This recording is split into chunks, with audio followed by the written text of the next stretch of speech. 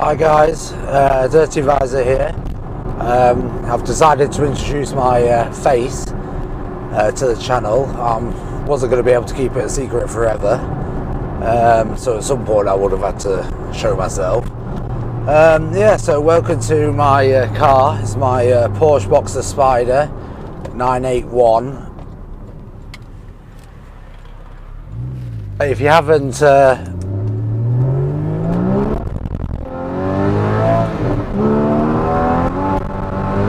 if you haven't seen much about the car, if you haven't seen the car, then look at my previous videos and I've put a few up. It's quite sunny today. Well, it's cloudy, but the sun's like trying to break through, but it's only 8 in the morning, so and the road's a bit damp, so when I accelerated then, as you probably heard, I was struggling to keep traction.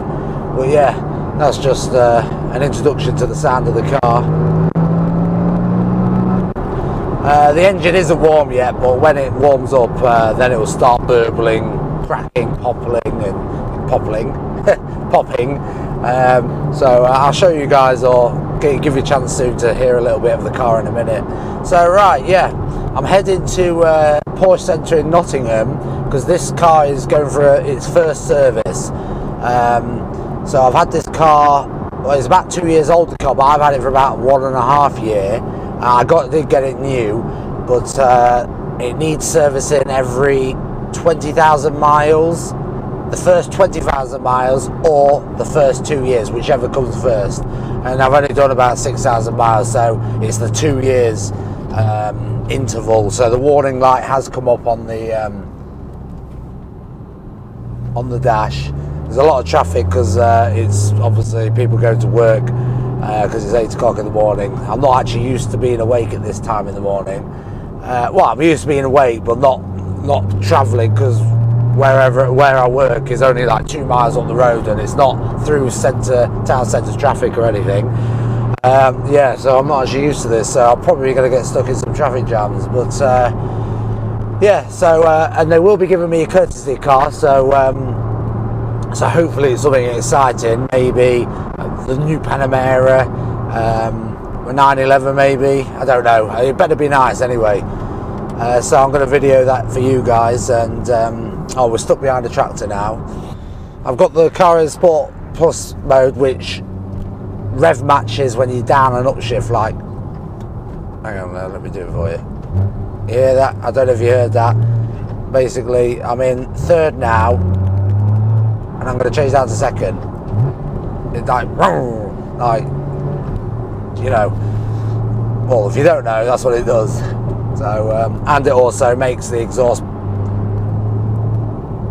sound a lot louder, and when you lift your foot off the accelerator, it goes like, you know, gives it a lot of drama. So once the engine's warmed up, that will be happening a lot, and that only happens in Sport Plus mode. But yeah, it makes for a very dramatic experience. This is why I like the car so much. And to be honest with you, I never thought I'd keep this car for so long. It was just, well, I was always hankered for a sports car or a supercar or something like that, and like I'm sure everyone does. And I'm 33 now, and I thought, if I don't do it now, I never will. And yeah, and then I was nearly going to buy an F430 or a 360. Hang on.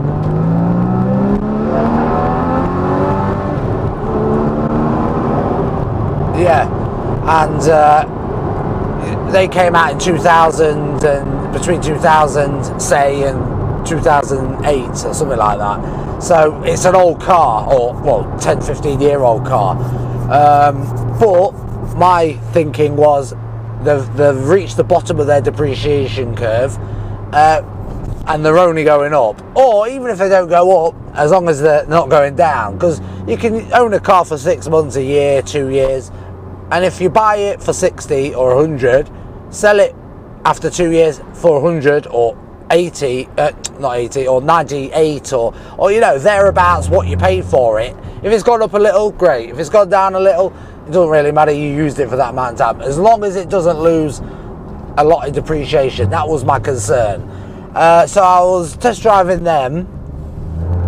Well, I test drove 360, but the interior on the 360 was a little bit oldie. Like, obviously it was, because it's a 2000 car, and I wasn't, you know, it just looked dated. So then, and the F430 is a lot more modern interior. They made a lot better effort on it. So I was like waiting to try one of them, but then this one came up, and I did a little bit of research, and there is a limited production car. They just make a batch of 1,500 or 1,000 in the world. They make the batch, that's it, done. You can't go. I say I wanted another one of these. I can't go in the dealership and order one. So with that in mind, and because they seem to be bringing out this model, this variant of the model every 5 years, and the previous version of this are actually at the price they were 5 years ago. So what I understood from that, hopefully this car won't depreciate, and if it does, by very little. So I thought, buy it for 6 months, get it out my system, and then sell it and get back more or less what I paid for it. It was a brand new car with only 40 miles on it delivery miles when I got it. It's still under warranty. So if there are any problems, I can take it back and they should be able to fix it. You know what I mean? I've got that security. If I was going to buy an F430 or 360, an older car, it will be out of warranty. We all know Ferrari, if you have a problem with Ferrari, it could cost a lot. So with all those things in mind, I went for this, not thinking I would quite enjoy it as much as I have enjoyed it. Because when I took it out for a test drive, the car wasn't even warm. I didn't even have it in Sport Plus or Sport, I don't think, button. So I was purely going off what the car was sounding just in normal mode. And now that I know the car, it only sounds, you know, only comes alive after 4,000 revs. And it's not even half of what it sounds like in Sport Plus. So I still bought the car thinking it was great, but okay. I thought I'd get out my system, but then as I got used to the car and got to know it, I ended up actually having an emotional attachment to it, as much, you know, as, you know, not a sexual relationship with it, just like I love it, like emotionally. And if you watch any of the previous videos, you'll probably get an idea why. I don't know how the sound comes or will come across on video, but you know, if anyone wants a test drive, I'm more than happy. Oh, not a test drive, sorry, test drive. Anyone wants me to take them out for a spin in it that's nearby, I'm more than happy to do that for you to experience it. So yeah, because to be honest with you, half the pleasure of the car is actually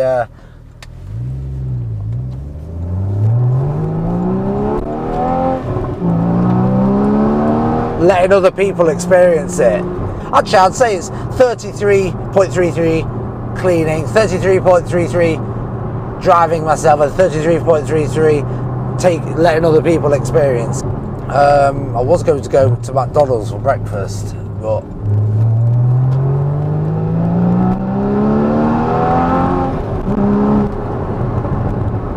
see, that's, you know, for sub £100,000, I don't know.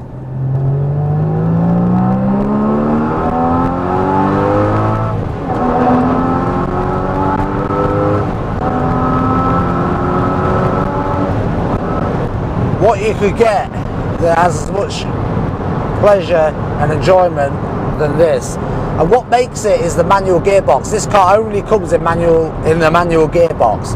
So they've tactically done that on purpose, because they know people that want a car like this, it's a driver's car, and they've completely got it correct. Yeah, if you're going to use this car to commute, it is a pain, because I've been in stop and go traffic, just caught in a traffic jam or something, and yeah, it is annoying, it is uncomfortable, but that's not what this car is about. This car for people is a third car. They've got, you know, a car for the wife, a car for or his car, or whatever it is, and then this is like a third car. Hence why on Auto Trader the mileage on these cars aren't shooting up. There's a few that are being used as daily drivers, but you know, about, you know, 3,000, 4,000, 2 to 4,000 miles, 2 to 7, you know, That's all. They're not really being driven as daily drivers, so that I am conscious of that. So I want to try and keep the mileage down, but I just love it.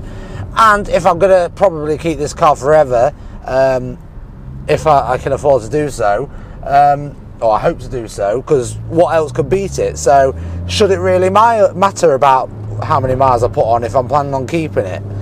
That's the question, because who cares if I do loads of miles if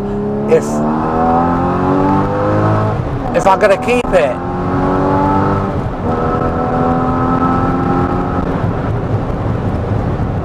But I've always got that doubt in my mind, if I ever did want to sell it or need to sell it, I don't think I'm ever going to want to sell it.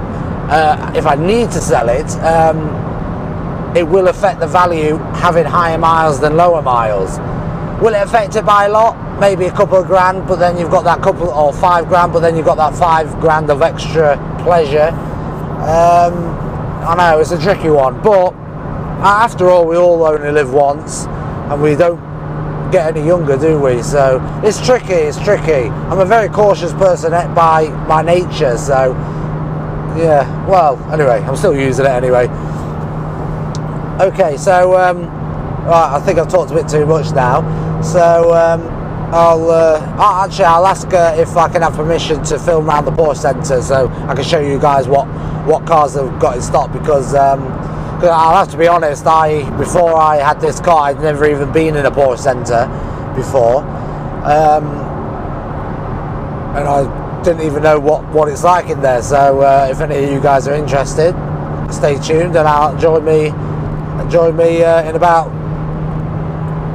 half an hour, 45 minutes in the Porsche Centre in Nottingham. Okay, I'll see you in a bit, and the wonders of editing, you'll see me in half an hour. There is a tunnel here, so I'll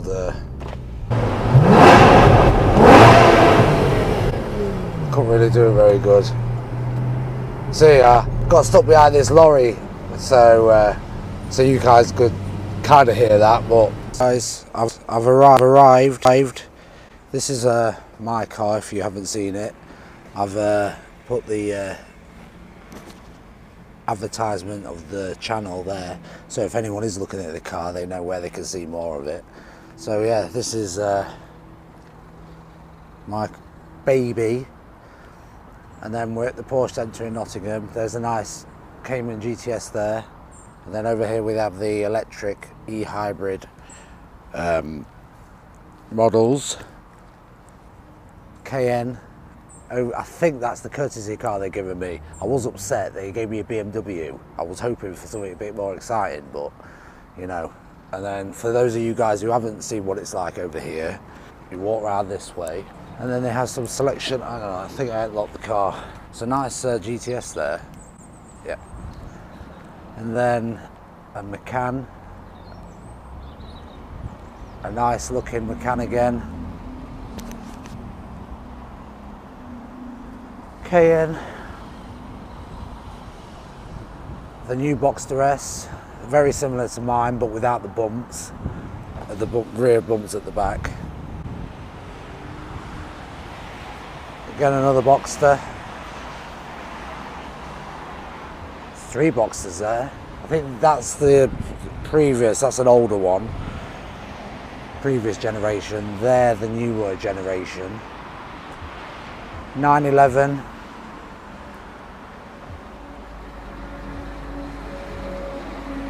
Cayman, I think. Yes, that's a Cayman. So that's a 911, the blue one. That's a Cayman. Again, we have a Boxster here. A Cayman again. This is the older version, an 08 version. Oh, it's a Cayman R. Oh, it's a Cayman R, but yeah, still it's an older one. And then here we have Panamera. And you can tell the e-hybrid or the electric is by the acid, like a fluorescent colour calipers. That means it's the electric version. And then you've got the big Porsche sign. You know, all of them around the world are branded like this. You know, all the centres look very similar. So I'm sure they're branding it the same way. And then over there we have the inside, we have clothing. I'll take you with it. They have kindly let me video, obviously, for those of you guys that don't know what the Porsche Centre looks like. Because to be honest with you, I never knew until I had been.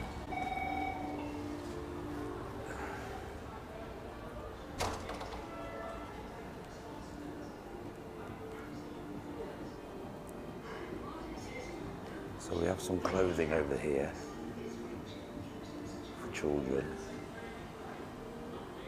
Have an exhaust display. Selection of cars.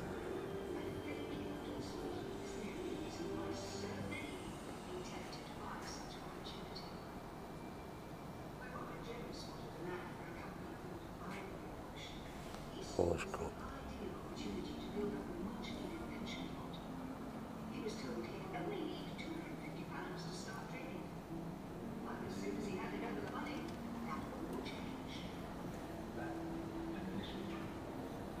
Area to sit down.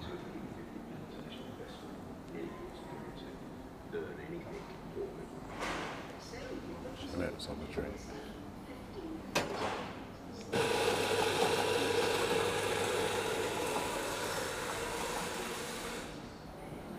The new Panamera is very, very modern inside. No buttons at all. I was hoping to get one of these, to be honest.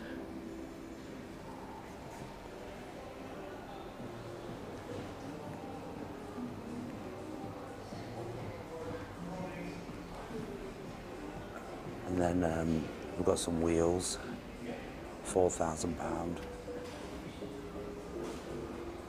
Rubber mats, which I have purchased myself, some rubber mats.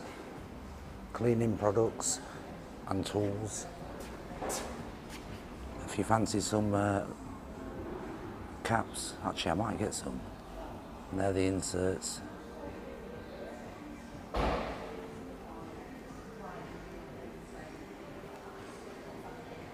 Porsche GTS, very similar to mine, this one.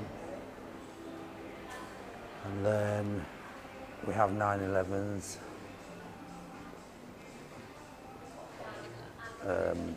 911 Turbo S, I think that one is, yeah, 911 Turbo S. And oh, this is the same model as my car, Porsche Boxster Spider, but this one's in grey.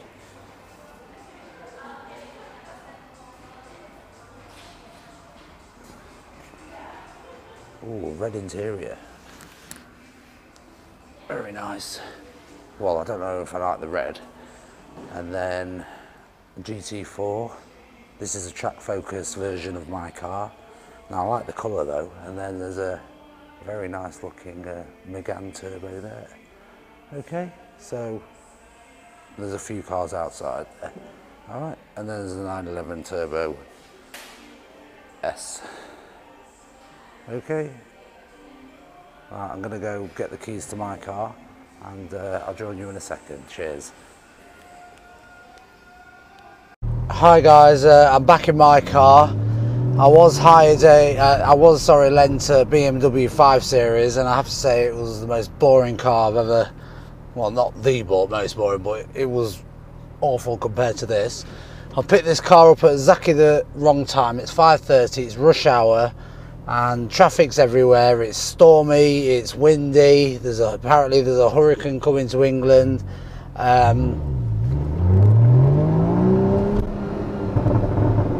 Yeah, so there's police cars everywhere. There's queues everywhere. Yeah, so I just had the car serviced. Oh, hey! Oh my gosh, idiots. I just had the car serviced.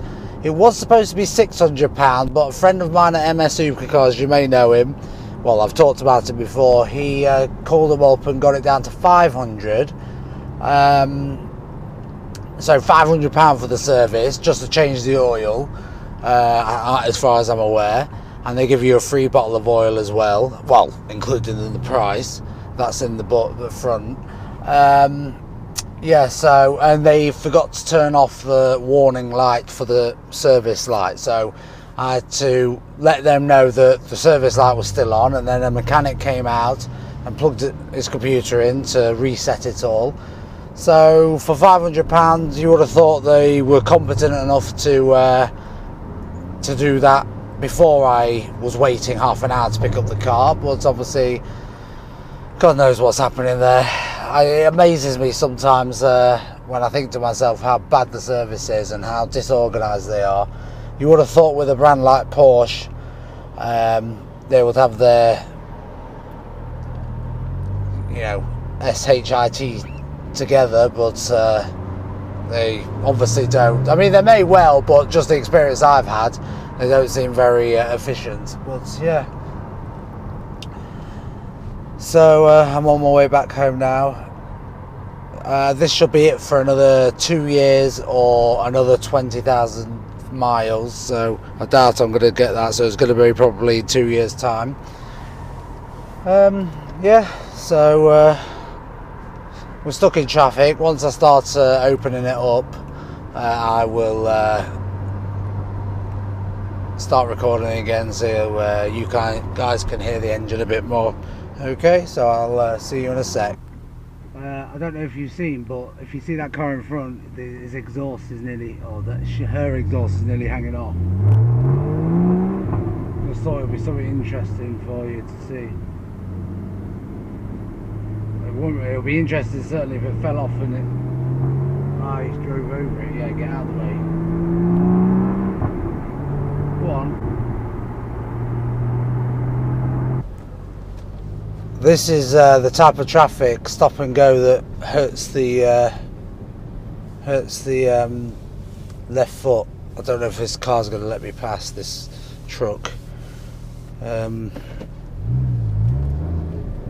Yeah, this is where this car really isn't very enjoyable, because the clutch is very heavy.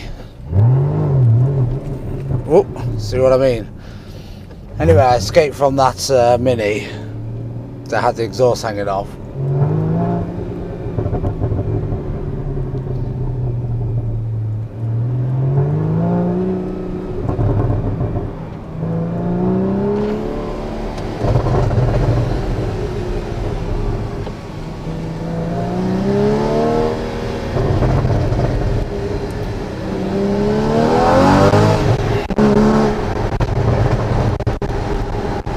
Just a little sample of the exhaust sound. Popo 50 behind us. There seems to be a lot of police cars. I don't know if it's because of the wind. A lot of trees are falling down. Oh, thought maybe they was going to go behind me then. That pulled me over. There's actually not that much noise from outside. There is a bit of noise from the exterior, like outside, but don't forget it's only a canvas roof, so you haven't got any metal to stop the noise. But it doesn't get too fatiguing on a long drive. It's a great GT car, this, very good. You can quieten everything down by turning off all the Sport and Sport Plus button and just cruise along quite happily. But to be honest with you, I always put it in Sport Plus whenever I go anywhere. Just adds to the drama, as you probably just heard. One negative about this car that I would say is that the screen here, it's the older version. It hasn't, I mean, now car manufacturers are bringing Apple CarPlay, I think it's called, and yeah, it's definitely more modern than this. It was a little bit out of date, as in they were just bringing that in when this car was released, so luckily it is the older version, so it could have done with the newest most modern version of the infotainment system, but can't have it all. Another thing, since I'm on the subject, these sun visors, the flap and the mirror part and the thing that lights up, they have actually broken on both, and I think it's because when they've been used, they've been put up like that and it's hit the roof and it's caused it to damage. And also there's a little hairline cracks appearing on the mirror to select which mirror you want to adjust, which I hardly ever use it, to be honest. And also on this front release that is cracked as well. So if anyone else has experienced that, then let me know if they've been covered under warranty. I did try and get them changed under warranty, but they wouldn't do it. But they did quote me £800 for the 2 visors to replace, £250 for this one here, and £150 for this. And I said no. If they're not under warranty, because I mean, I'm not going to personally vandalise my own car. I understand maybe this is a bit pushing it, but these button cracking is nothing to do with me. So, you know, and I thought I'll search online, see if there's any cars that are being broken down which share the same parts, and I'll get them cheap and then just keep them for the future, because I don't want to change them. Pay £1,200 they wanted, and then the same thing happened again. Or a passenger uses the mirror and then it flicks up and smashes, and then I'm back to square one. So yeah, if anyone else has experienced that in their car, then let me know what happened or what they did or the cause of it. Because yeah, so if I did think if I ever do sell the car, they will need to be addressed or something, but hopefully I won't. You know, it's a forever car, but it is annoying. I do find it annoying when there's something damaged or something needs attention, and it's not been fixed. I remember when a story when I first got the car, I was hoovering inside and accidentally the spout of the hoover, I was hoovering there and it caught on this LEC, this screen, and it scratched the line. Oh, I nearly cried. And yeah, and I just know there was a big line, and I was like, what should I do? I was thinking, what shall I do? Anyway, I got a price to replace it, £800. Anyway, I had to do it because every time I was going to get in the car, it would remind me of what an idiot I was. Anyway, so that's something I did at the start when I first got the car, but these, I'm not reminded of it all the time. Plus, if I do it, like I just mentioned, I don't want it to happen again. As in, if I knew the reason, then I'd make sure it wouldn't happen, but I don't even know the reason, so I'm not going to spend £1,200 and then it happens again.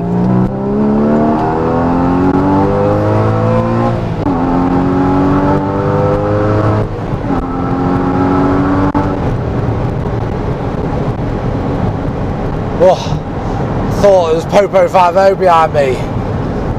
I didn't want them seeing me join the motorway at just over the speed limit. Yeah, so yeah. Oh, also these cup holders, they're very nice, and I love I mean, if you've never seen a Porsche before, you don't know about them, but yeah, they just pop open and you put your drink there. But the problem is, because it's shallow, if you've got a big cup, it doesn't stabilise it very well. It's got a tendency to tip over, and yeah, so they could have just made this a bit deeper, in my opinion. But yeah, that's nice how they just fold away like that, and then the cup holders are gone. But that is one minor negative. And everything else, I'm pretty happy with the car, other than those things I mentioned.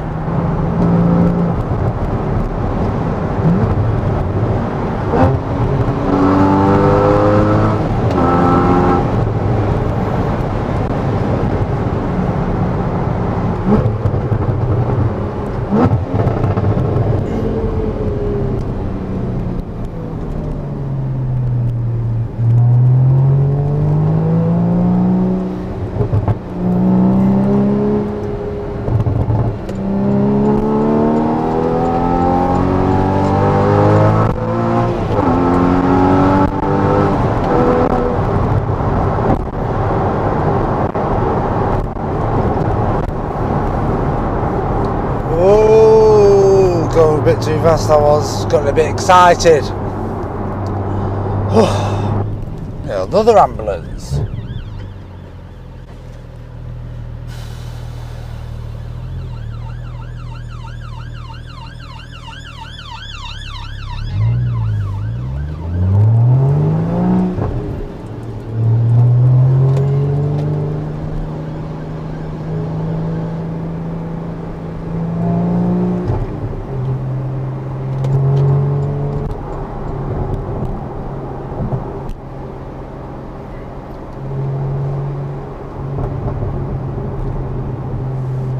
I could just overtake this. Get out of my way!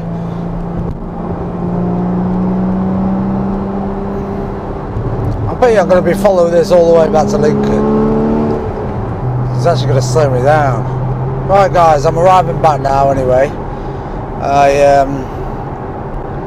I hope you enjoyed the not very pleasant experience of taking my car for its first service.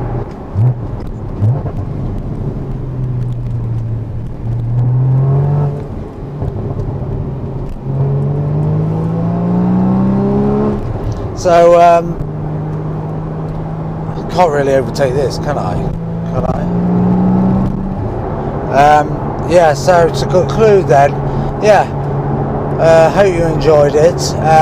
There's a little introduction to the car and the experience of having the car. If you haven't already, please subscribe and finger blast that notification little bell button so you're notified of any more videos I put up in the future. Yeah, so whether you like bikes or cars, I'm going to be doing bike and car related content. So if it's something you're interested, make sure you check out previous videos and future videos, and there's some more exciting content to come. I'm going to be drag racing this and the Superleggera. That should be an interesting one very soon. And yeah, so this is Dirty Visor, and thank you very much for watching, and I'll see you guys soon. Cheers.